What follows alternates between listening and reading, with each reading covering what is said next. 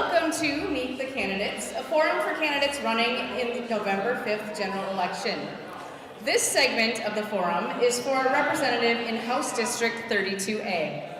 I'm Carrie Lund, Executive Director of the Ham Lake Area Chamber of Commerce, who co-sponsor Meet the Candidates with the Anoka, Blaine, Coon Rapids Area League of Women Voters. All candidates were invited to this forum. The Chamber of Commerce and League of Women Voters do not support or oppose any political parties or candidates for office.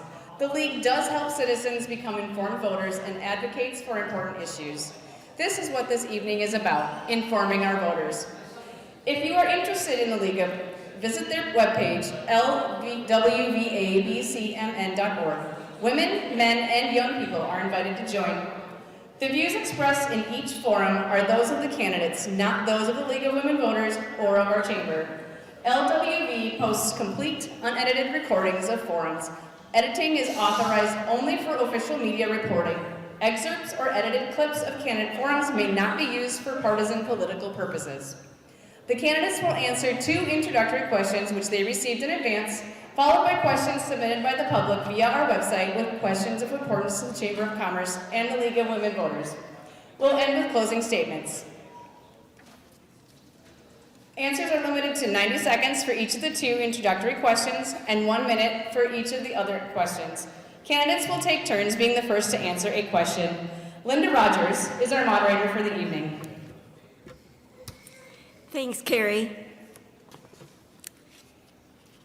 League of Women Voters, Anoka, Blaine, Coon Rapids area echoes a welcome to you to the Meet the Candidates Forum for those running for House Representative 32A, which includes the cities of Ham Lake, Blaine, and Columbus. Thank you to North Metro Cable TV for recording the forum and making it available for multiple showings and online. Again, I'm Linda Rogers, forum moderator and member of the League of Women Voters, Anoka, Blaine, Coon Rapids area, and in fact, I live in Anoka and cannot vote for either of these candidates. Candidates for House District 32 are Nolan West and Ashton Ramsammy. We welcome them and thank them for their participation. We'll begin with the 2 general questions that were provided to the candidates in advance, and they will rotate answering first, as Carrie said. I've asked them to please correct me if I make an error in guiding question rotation. And we'll end with closing statements from each candidate. As Carrie said, candidates will have up to 90 seconds to answer these first 2 questions, each of the first 2 questions. Beginning with Ashton Ramsammy, what is your motivation to run for this office, and what experience or knowledge would help you serve effectively? Well, hello everyone. My name is Ashton Ramsammy, and I am proud to be our candidate for the Minnesota State House of Representatives, District 32A, to represent Blaine, Ham Lake, and Columbus. So I'm a proud resident of Blaine for about 20 years now. I grew up there, went to the local high school, and graduated in 2019. And my campaign slogan is people over politics. I'm a proud child of immigrants from Guyana, South America, and I'm proud to come from a family of public servants, small business owners, and members of our military. Their hard work and dedication to our community, our state, and country is what led to my start in community service when I was 10 years old. When I was 10 years old, I was a volunteer at a nursing home, where every week I would go in and I would spend time with residents doing one-on-ones. And I would make sure to just listen and understand people's life stories, and that's where I learned to be a really good active listener. When I was 14, I joined the Civil Air Patrol and became a cadet staff sergeant. That's where I learned a lot about leadership, and a lot of my leadership that I carry forward today comes from that experience. And recently, I worked as an employment consultant, where I helped people with disabilities find and keep meaningful employment and navigate through this tough world. I'm running because I believe in putting people first before politics. We need to elect people that understands what it takes to lead and serve. And I know that I have what it takes. Nolan West. What is your motivation to run for this office, and what experience or knowledge would help you serve effectively? Thanks for having me here, and thank you, Linda, for being a moderator yet again. And sorry, I got my baby here, and she's just so adorable. So my primary motivation for running is for my daughter, Sybil, because one thing when you have a kid, and I'm telling everybody here who probably has had kids for much longer than my single year, but it's the most insane experience I could have imagined, even though I thought about it so much before it happened. And now, the actions I take in the legislature have such a greater personal impact. I was always passionate about governing, but knowing that not only do I have to live through all the decisions that are made in Minnesota, but my daughter does too, and daughter number 2 in January. My experience is I've served in the legislature since 2017, and I got to tell you, when I went into the legislature, I thought I knew what I was doing. You get there, and the wheels of government are complex and very difficult to manage. So serving, you get to learn that over time. And I've been able to work hard and get around $200 million for Highway 65, which is incredibly important for Blaine. We've seen 35W get investments, and that's where I've spent a lot of time in the legislature, working on the issues that the average person cares about, regular people, not bureaucrats and politicians and activists. Nolan West, what are your goals for 32A's future? What are my goals for 32A's future? Blaine, Ham Lake, and Columbus. Well, my goal is to allow the people to decide their future. I don't think I should be deciding anybody's future, except for maybe my little babe. The city of Ham Lake and Columbus are much different than Blaine. Blaine is 72,000 people, Ham Lake has around 16,000, and Columbus has 5,000. And that means they all have very different needs, and the best thing we can do is allow the city councils and the local county governments to control what goes on in their areas. Because when the state gets involved in every facet, we tend to mess things up. Minnesota has a pretty poor track record on a lot of things. If you remember MNLAR's rollout, when you couldn't get your license renewed, you couldn't get tabs for your car, you couldn't get license plates for your vehicles. So I want to make sure that these cities can determine their own fates. And we've seen a lot of efforts in the legislature over the last couple of years of telling cities what they can and can't do. They love to tell cities what they can and can't do, counties, school boards. And I think the closer an elected official is to the people, the better. And they can understand what the people need a lot better than we can way out at the state level. Ashton Ramsammy, what are your goals for 32A's future?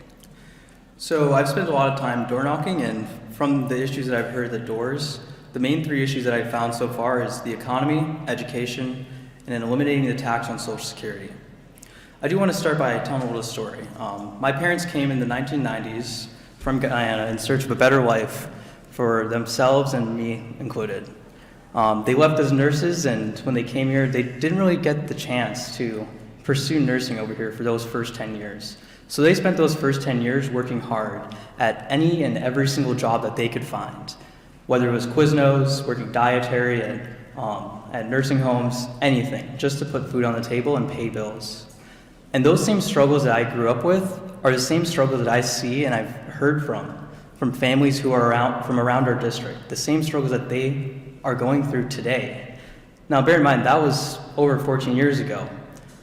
When I get into the legislature, I will make sure that families are not left behind, that we are lowering taxes and putting families first, making sure that they have access to everything that they need to make sure that their kids have a successful future. When it comes to education, I got 15 seconds. Well, education, making sure that we are able to fully fund schools, ensuring teachers' pay is fair, and making sure that students and class sizes are lowered so that students are able to have the future and the outcomes that they need and that they deserve. Thank you, candidates. Now on to questions submitted online by the public. Responses are limited to 1 minute. Ashton Ramsammy. PFAs, or forever chemicals, have been linked to cancer and have been found in drinking water across Minnesota, including Blaine. How will you address this discovery? When it comes to PFAS, PFAS is I think it's fluoro something carbonate. Sorry, I forgot, but no, we need to make sure that we have access to clean water across our entire state by banning PFAS in our waters. We can do that by making sure that companies are using safe standards when they are filtering water, and that we have access to cleaner wells and everything that's needed to make sure that we do not have PFAS in our water. Nolan West. PFAs, forever chemicals, have been linked to cancer and have been found in drinking water across Minnesota, including in Blaine. How will you address this discovery? We found PFAS in basically every single thing that has existed right now. You have PFAS microplastics in a baby literally upon birth because it comes from the mother. So PFAS is everywhere. The idea that we're going to completely eliminate it is essentially impossible. We can do what we manage with the resources we have, because if you're going to try and clean it all up, it's just not going to happen. It's literally impossible. But it is something to be concerned with. So Minnesota already has a lot of clean water programs. Blaine is expanding their water program and their water treatment facilities with the additional wells. So it is a difficult issue because it's impossible to completely get us there, but it's something that Minnesota does well right now. Another question on water. Nolan West. Recently, we've heard news stories about aquifers and cities that depend on them, including Ham Lake and Blaine, and challenges governmental units face to maintain aquifers, including monitoring, usage, and oversight agencies that are not aligned. What can the legislature do to protect aquifers? The legislature needs to allow cities to manage their water effectively and also provide them with the resources if it makes sense in acute situations.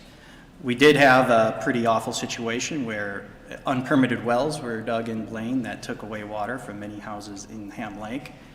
That was a tremendous debacle, for lack of a better word.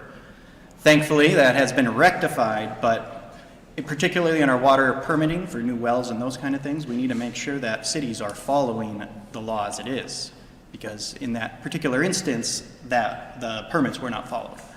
So the one thing I could say maybe the legislature could do, this is not my area of expertise, but when water permits are applied for, do more due diligence and ensure that these cities are doing what their permits are meant for and not anything more. Ashton Ramsammy. Recently, we've heard news stories about aquifers and cities that depend on them, including Ham Lake and Blaine, and challenges that governmental units face to maintain them, including monitoring, usage, and oversight agencies that are not aligned. What can the legislature do to protect aquifers? So to protect aquifers, I believe that the legislature should help by, one, increasing the local government aid so that we're able to give city governments the resources that they need to actually be able to ensure that aquifers are done well, to make sure that the wells are actually drilled well. Also, not my area of expertise, but I believe that this is an area that I will spend time to learn about and ensure that I will make sure to get back to people about this type of issue. Ashton Ramsammy. Last session, a bill was introduced in the House File 1930. It would have allowed terminally ill adults to request a prescription for life-ending medication, which they would have to self-administer. Ultimately, that bill was not included in the omnibus health bill. What are your thoughts on the bill?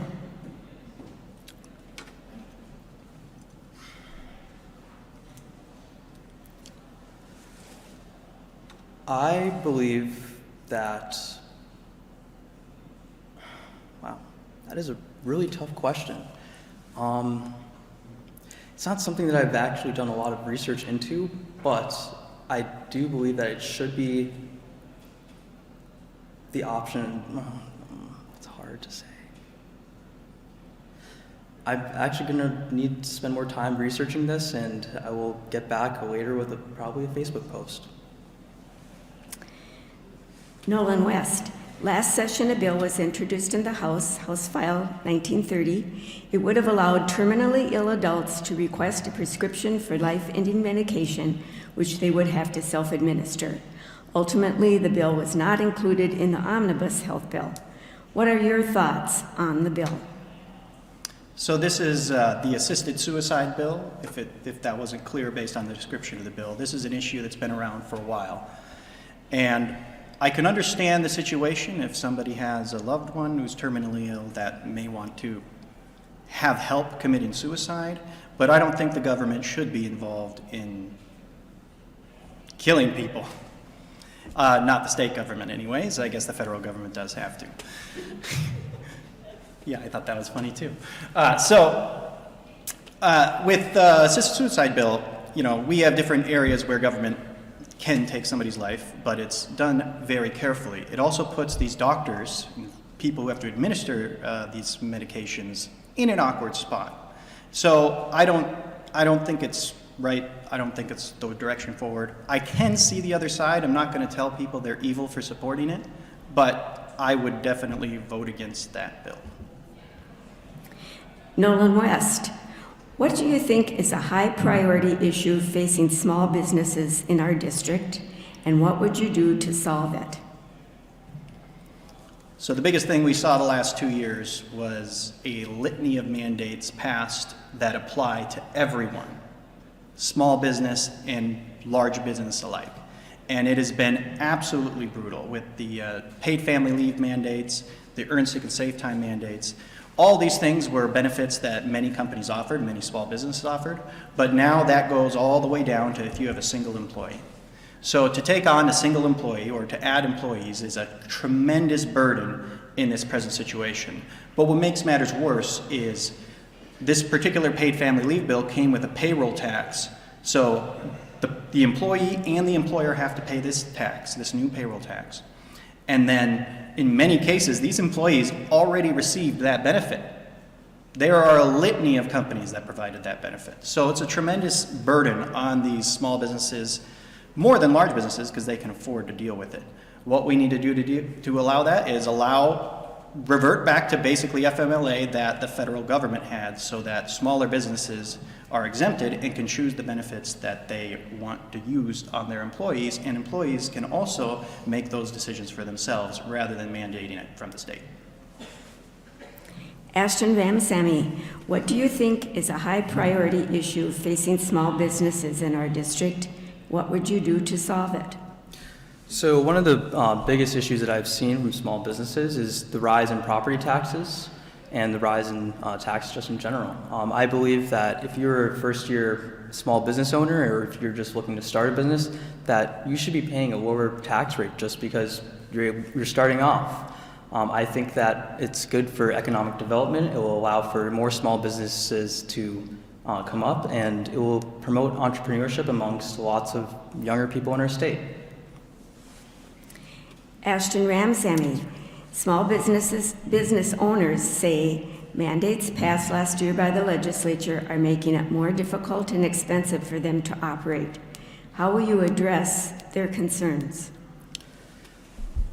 So in reference to FMLA, I believe, or it's not FMLA, sorry, paid medical family leave, I believe that we should have more government involvement to allow for businesses that are smaller businesses to succeed and be able to afford that for their workers.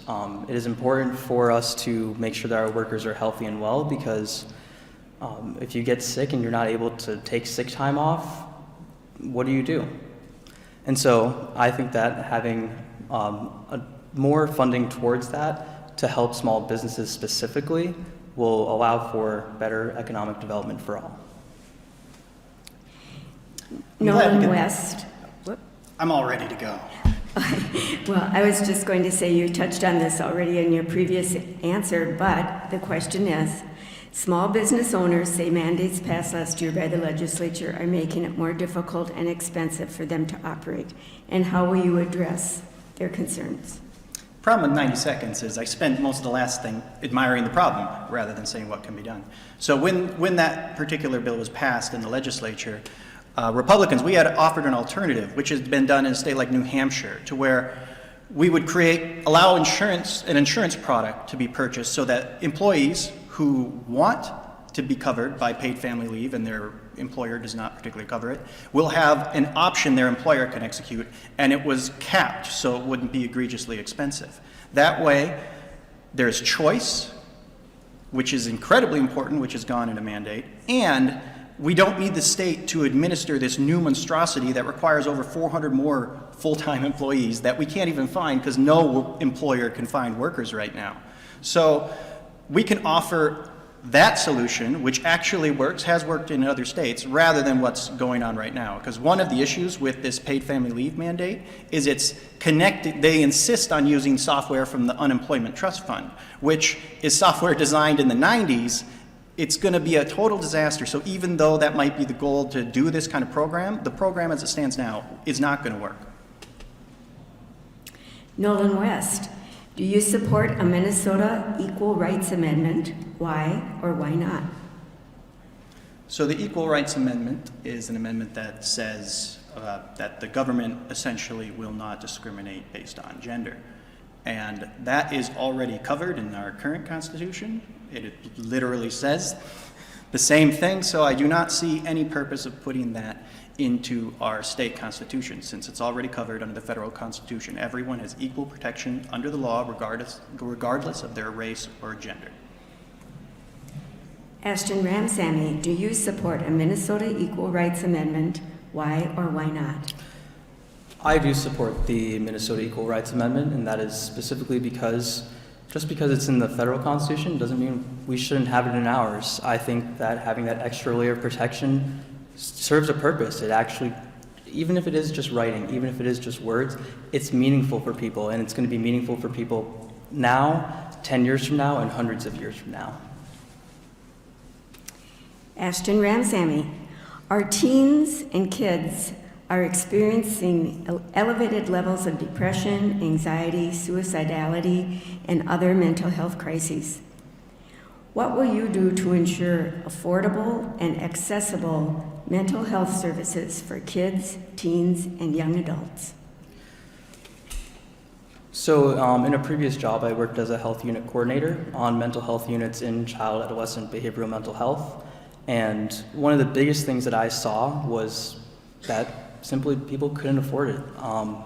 They couldn't afford to stay on the unit, and when they got out, they couldn't afford to pay those bills back. One thing that I know for sure does work is preventative action, preemptive action, sorry. Making sure that they have access to mental health providers or therapists or anything that they would need when they're in high school or whatever age that they need it at is what we need to do. We need to make sure that our kids, our students, has access to mental health care when they need it. Not 5 years from when they need it or 2 years from when they need it, because frankly, we may not know if they'll make it there. Nolan West, our teens and kids are experiencing elevated levels of depression, anxiety, suicidality, and other mental health crises. What will you do to ensure affordable and accessible mental health services for kids, teens, and young adults?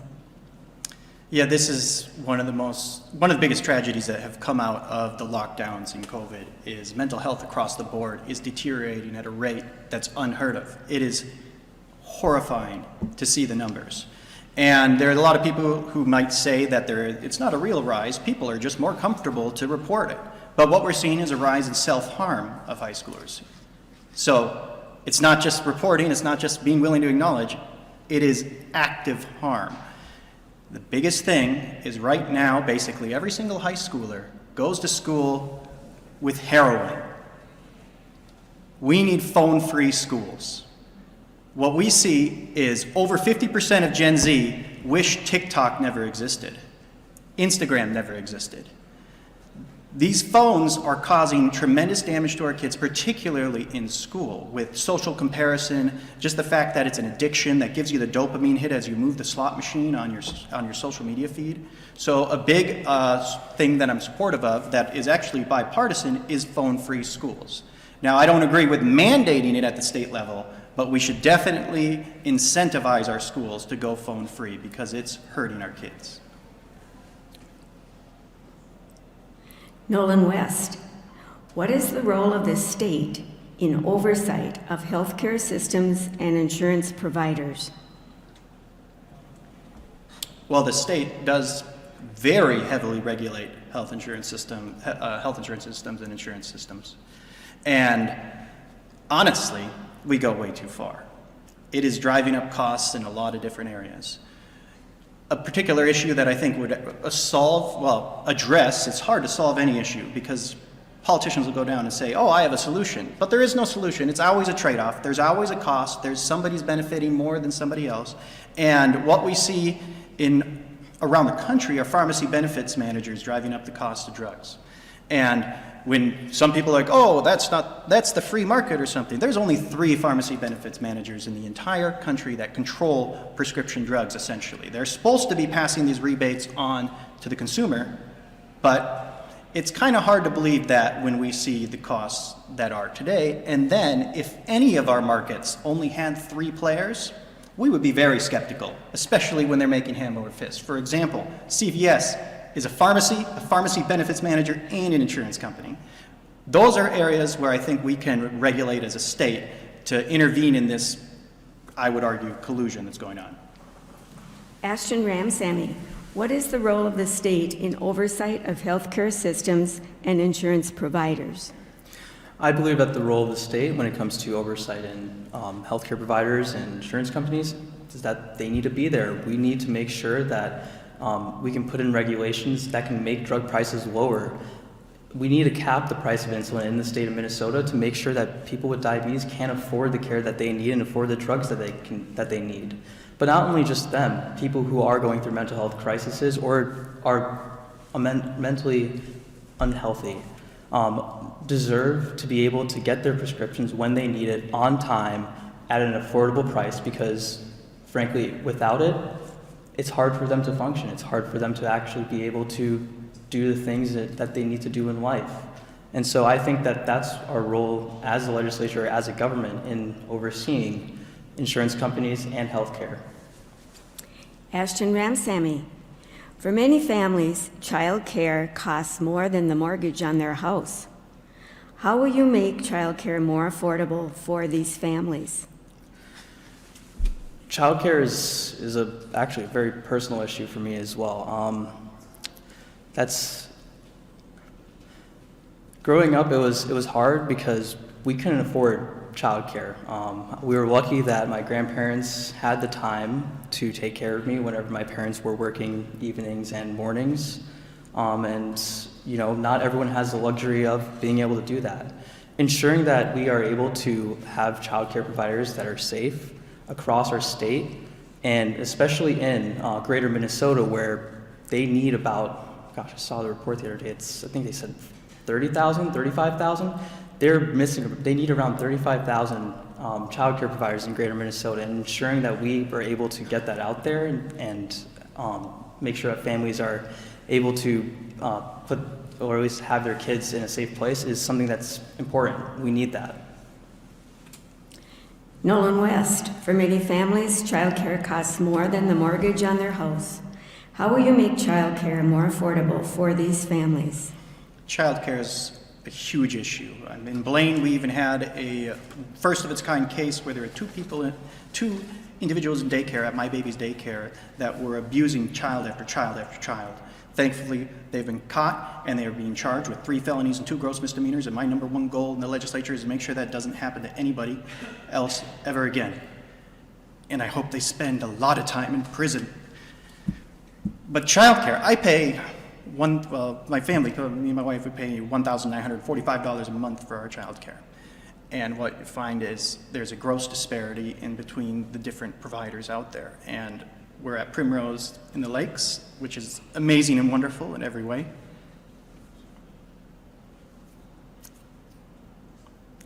But how we can make it more affordable, because I've really dug into this issue recently. I want to mandate cameras in daycares, but I also don't want to increase the cost. Talking to a lot of daycare providers, there's a ton of paperwork that they do not need to do. There are different requirements, like for example, you can't have a frayed rug. We need to move on to the next question. Nolan West, some states have banned books in schools and public libraries. Would you support banning books in Minnesota? Well, that's a strange question. No, we should not ban books from the state. Libraries should be able to curate their books. For example, I don't think there should be pornography in a library, personally. Well, not library, in a school library, maybe in another library, I don't know. But the idea that the state will be banning books, no. Curating books is a totally different issue that we shouldn't be putting kids with access to pornography in their schools.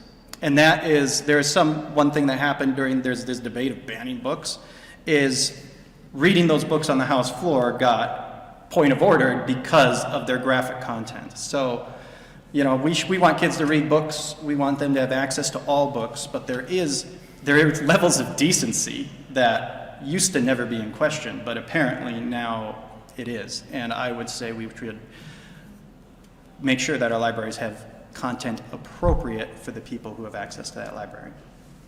Ashton Ramsammy, some states have banned books in schools and public libraries. Would you support banning books in Minnesota? I would not support banning books in Minnesota. Having graduated from high school in 2019, so not too long ago, there was no pornographic books in high school or middle school. A lot of the things that we see today are just rhetoric that's being used just to push forward a narrative that frankly just isn't real, it isn't there. And so I do not believe in banning books, and I believe in making sure that history is told as it is and that our students have access to what they need to learn. I wish we had time for a lot more questions, but we're down to about one. Ashton Ramsammy, menthol, candy, and fruit-flavored tobacco products are attractive to kids and can lead to a lifetime of tobacco addiction and disease. Do you support ending the sale of all flavored tobacco products? This one is also very personal to me. I first started using nicotine when I was 18 years old because at the time it was legal in 2019, and I have suffered the consequence from that. I do believe that we do need to ban flavored menthol across the state because it does have a serious effect across young people everywhere. I mean, there are kids vaping in bathrooms, there are kids vaping in anywhere. The thing is that making sure that they can't get access to candy flavored vapes, making sure they cannot get access to soda flavored vapes is something that we just need to do to make sure that they don't get addicted and that they don't suffer the harm and the years of trying to get off of it that it takes. It's hard, and once kids are addicted, especially when they're young, it's even harder to get them off. Nolan West, menthol, candy, and fruit-flavored tobacco products are attractive to kids and can lead to a lifetime of tobacco addiction and disease. Do you support ending the sale of all flavored tobacco products? If you want more people to stay addicted to cigarettes, if you want more people to die, you will ban flavored vapes. Flavored vapes are more appealing to adults. They're already banned for kids. They're not allowed to be served, they're not allowed to be sold in anything that resembles a toy. They're not allowed to have flavors that sound like candy. They're not allowed to have flavors that sound like cereals. They're not allowed to have cartoon characters. But if you do ban this, you're going to send people who have successfully used vapes to wean themselves off cigarettes right back to cigarettes. And that is a bad outcome. The idea that it's going to even prevent it from children is also unlikely, since they can get these products mailed to their houses online. So what we should be doing is educating. The idea that banning this is going to prevent children from getting it is wrong. What it is going to do is it's going to make more adults smoke cigarettes, which we know is far more lethal than vaping. So I would vehemently oppose such a thing. It's time for closing statements. Nolan West. Thanks for having me here today. This is an incredibly important time because the state had an $18 billion budget surplus last session, $18 billion. For reference, the state budget was around $50 billion at the time. About a third of our budget was in surplus, extra money. And what did the people get for it? Well, maybe $260. It was squandered, and we can't let that happen again. They spent $730 million on a new office building for politicians. They spent $200 million on a train to the Duluth that nobody really wants. They even spent $4 million a year to help people buy e-bikes. E-bikes, $4 million. Meanwhile, our schools, both Forest Lake School District, Anoka, Hennepin, both are facing budget cuts, despite having an $18 billion surplus. So what we've seen from one-party rule in Minnesota is extremism of a whole nother level that is completely ignoring real priorities of our state. So we need balance in the House, and that is what I aim to restore. Ashton Ramsammy. Well, first I want to say thank you to everyone who is currently here watching this debate and everyone who's watching on the live stream whenever it comes out. It is very important to become an informed voter, and my email, my phone number are on there. If you want to ask me any questions or anything about any policies, I am there to be there for you. That is my job.